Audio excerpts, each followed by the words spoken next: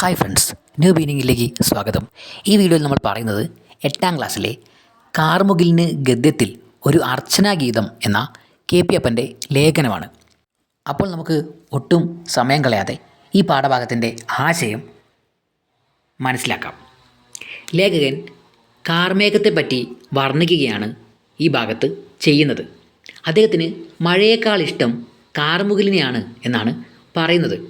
അങ്ങനെയുള്ള കാർമുകിൽ കാണുമ്പോൾ ഒഴുകാൻ തയ്യാറായി നിൽക്കുന്ന മനസ്സ് പോലെയും ആശയം പോലെയും കവിത പോലെയുമാണ് അദ്ദേഹത്തിന് അനുഭവപ്പെടുന്നത്. അപ്പോൾ മഴയേക്കാളും ഒട്ടേറെ ഇഷ്ടം കാർമുകിലിനെയാണ്. അങ്ങനെ കാർമുകിലിനെ കാണുമ്പോൾ ആ ഒഴുകാൻ വേണ്ടി പെയ്യാൻ വേണ്ടി തയ്യാറായി നിൽക്കുന്ന മനസ്സ് പോലെ, അതേപോലെ ആശയം പോലെയും കവിത പോലെയുമൊക്കെ അദ്ദേഹത്തിന് കാർമേഘങ്ങളെ കാണുമ്പോൾ അനുഭവപ്പെടുകയാണ്. പിന്നെ മാത്രമല്ല, കറുത്ത ഒരു സിംഹം പോലെ, കാർമുകിലിൻ്റെ കറുത്ത നിറം കറുത്ത ഒരു സിംഹം പോലെ ഇടയ്ക്ക് തോന്നാറുണ്ട്. പിന്നെ ചെറിയ കൊടുമുടിയുമായി നിൽക്കുന്ന നീലക്കാർ പർവ്വതം പോലെ, ഒരു കാർമേഘത്തെ കാണുമ്പോൾ ഒരു പർവ്വതം പോലെ കൊടുമുടികളുമായി ഇങ്ങനെ ഉയർന്നു നിൽക്കുന്ന ഒരു പർവ്വതം പോലെ അനുഭവപ്പെടുന്നു. പിന്നെ അദ്ദേഹം പറയുന്നത് നിദ്രയ്ക്ക് കാർമുകിലിൻ്റെ നിറമാണ് എന്നാണ് അദ്ദേഹം ഭാവന ചെയ്യാറുള്ളത്. അപ്പോൾ അദ്ദേഹത്തിൻ്റെ ഭാവനയിൽ അദ്ദേഹത്തിന് തോന്നുന്നത് ഉറക്കത്തിന് അല്ലെങ്കിൽ നിദ്രയ്ക്ക് പോലും കാർമുകിലിൻ്റെ നിറമാണ്, ആ കറുത്ത നിറമാണ് എന്നാണ് അദ്ദേഹം പറയുന്നത്. ആകാശത്ത് കാർമേഘം ഏകാന്തത അനുഭവിക്കുന്നു എന്ന് അദ്ദേഹത്തിന് തോന്നാറുണ്ട്. ഒരു വലിയ വിസ്തൃതമായ ആകാശം, വലിയ ആകാശം. അപ്പോൾ അവിടെ മേഘം ഏകാഗിയായിട്ട് നിൽക്കുന്ന പോലെ അദ്ദേഹത്തിന് അനുഭവപ്പെട്ടിട്ടുണ്ട്. അപ്പോൾ അതേപോലെ തന്നെയാണ് വേർഡ്സ്വർത്ത് പറയുന്നത്, ഏകാഗിയായി അദ്ദേഹം കാർമേഘത്തെ കാണുന്നു. അപ്പോൾ ഈ ആശയത്തോട് ലേഖകനും ചേർന്ന് നിൽക്കുകയാണ്. അതേപോലെ ഇംഗ്ലീഷ് കവിയായ വില്യം ബ്ലേക്ക് പറയുന്നത് മേഘം ദൈവത്തിൻ്റെ തേരായിട്ടാണ്. അതേപോലെ യേറ്റ്സ് പറയുന്നത് ഫലപ്രദമല്ലാത്ത തത്വം. അപ്പോൾ ഇങ്ങനെയൊക്കെയാണ് ഇവർ മേഘത്തെ കാണുന്നത്. വില്യം ബ്ലേക്ക് ദൈവത്തിൻ്റെ തേരായിട്ട് കാണുന്നു, യേറ്റ്സ് ആവട്ടെ ഫലപ്രദമല്ലാത്ത തത്വമായിട്ട് കാണുന്നു.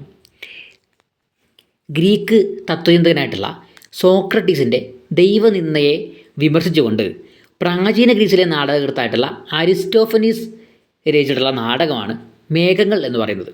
അപ്പോൾ ഈ മേഘങ്ങൾ എന്നുള്ള നാടകത്തിൽ അദ്ദേഹം സോക്രട്ടീസിൻ്റെ ആശയങ്ങളെയൊക്കെ വിമർശിച്ചുകൊണ്ട് അദ്ദേഹത്തിൻ്റെ ആശയങ്ങൾ പറയുകയാണ്. കാറ്റും കൊടുങ്കാറ്റും കൊണ്ടുവന്നത് മേഘങ്ങളാണ് എന്ന് അതിൽ പറയുന്നുണ്ട്. ഈ നാടകത്തിൽ കാറ്റും കൊടുങ്കാറ്റും ഒക്കെ കൊണ്ടുവന്നത് മേഘങ്ങളാണ് എന്ന ആശയമാണ് ഈ നാടകത്തിൽ നമുക്ക് കാണാനായിട്ട് പറ്റുന്നത്. ഗ്രീക്ക് പുരാണം അനുസരിച്ച് ആകാശത്തിൻ്റെയും ഇടിമിന്നലിൻ്റെയും ദേവനാണ് സ്യൂസ്. എന്നാൽ സോക്രട്ടീസ് പറയുന്നത് മേഘങ്ങളാണ് കാറ്റും കൊടുങ്കാറ്റും കൊണ്ടുവരുന്നത് എന്നും മേഘം ഊർജത്താൽ നിർമ്മിതമാണ് എന്നുമാണ്. അപ്പോൾ ഗ്രീക്ക് പുരാണത്തിൽ പറയുന്നത് ആകാശത്തിൻ്റെ ഇടിമിന്നലിൻ്റെയും ദേവൻ സ്യൂസ് ആണെന്നാണ്. സോക്രട്ടീസ് അതിനെയൊക്കെ എതിർത്ത് പറയുകയാണ്, മേഘങ്ങളാണ് കാറ്റും കൊടുങ്കാറ്റും കൊണ്ടുവരുന്നത്, മേഘം ഊർജം കൊണ്ട് നിർമ്മിതമാണ്, അങ്ങനെയൊക്കെ പറഞ്ഞിട്ടുള്ള രീതിയിലാണ് അദ്ദേഹം പറയുന്നത്. വേദപുസ്തകത്തിൽ കഷ്ടതയുടെയും വാർദ്ധക്യത്തിൻ്റെയും പ്രതീകമാണ് മേഘങ്ങൾ. അപ്പോൾ ഈ മേഘങ്ങൾ ഇങ്ങനെ കറുത്തിരുണ്ട് നിൽക്കുന്ന കർമേഘങ്ങൾ വേദപുസ്തകത്തിൽ കാണുന്നത് കഷ്ടതയുടെയും വാർദ്ധക്യത്തിൻ്റെയും പ്രതീകമായിട്ടാണ്. ബൈബിളിലെ പഴയ നിയമത്തിലെ ഇയ്യോബിൻ്റെ പുസ്തകത്തിൽ മേഘങ്ങളിൽ മഴവെള്ളം നിറച്ചു വച്ചിരിക്കുന്നതായിട്ട് കൽപ്പനയുണ്ട്. അപ്പോൾ ഇയ്യോബിൻ്റെ പുസ്തകത്തിൽ പറയുന്നത് മേഘങ്ങൾ മഴയായി പെയ്യുകയാണല്ലോ, അപ്പോൾ ആ മേഘങ്ങളിൽ മഴവെള്ളം നിറച്ചു വെച്ചിരിക്കുകയാണ് എന്നാണ്. അത്ര മനോഹരമായിട്ട് ഒരു വർണ്ണന നമുക്കതിൽ കാണാൻ കഴിയും. പുറപ്പാട് പുസ്തകത്തിലാവട്ടെ മേഘം ദൈവ സാന്നിധ്യത്തെ ധ്വനിപ്പിക്കുന്നു. അപ്പോൾ ആ ദൈവികമായിട്ടുള്ളൊരു പരിവേഷം, ദൈവികമായിട്ടുള്ളൊരു ഭാവം മേഘത്തിന് കൊടുക്കുകയാണ്. അപ്പോൾ ഇവിടെ ബൈബിളിലെ പഴയ നിയമത്തിൽ നമ്മൾ പറഞ്ഞു, ഇയ്യോബിൻ്റെ പുസ്തകത്തിൽ മേഘങ്ങളിൽ മഴവെള്ളം നിറച്ചു വെച്ചിരിക്കുന്നതായി പറയുന്നു. പുറപ്പാട് പുസ്തകത്തിൽ മേഘം ദൈവ സാന്നിധ്യത്തെ, അപ്പോൾ ദൈവവുമായിട്ട്, ദൈവത്തിൻ്റെ ഒരു സാന്നിധ്യവുമായിട്ട് മേഘത്തെ ബന്ധിപ്പിക്കുന്നു.